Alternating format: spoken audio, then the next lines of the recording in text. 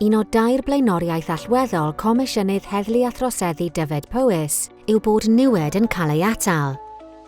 Rydym am sicrhau nad yw cymunedau ac unigolion, yn enwedig y rhai mwyaf bregus, yn cael ei niweidio gan droseddu ac ymddygiad gwrthgymdeithasol. Pam mae hyn yn bwysig? Mae angen i ni leihau nifer y digwyddiadau yn ein cymunedau a datblygu ein defnydd o fesurau ataliol cynnar a dulliau datrys problemau. Sut?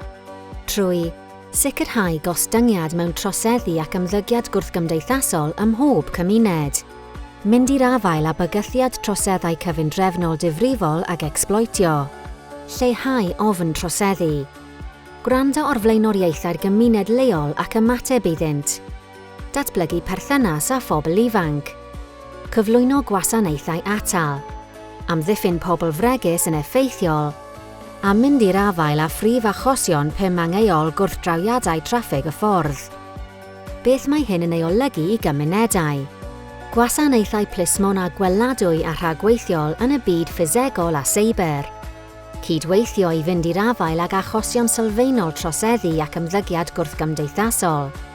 Ymdrin â phroblemau sy'n achosi niwed cymunedol sylweddol, gan gynnwys camddefnyddio sylweddau, trais yn erbyn menywod a merched ac iechyd meddwl o safbwynt iechyd cyhoeddus.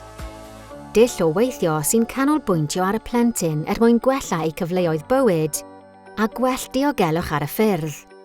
I gael rhagor o wybodaeth am weledigaeth a blaenoriaethau Comisiynydd yr Heddlu a Throsedd Dyfed Powys, lawrlwythwch gynllun yr Heddlu a Throsedd o'n Gwefan.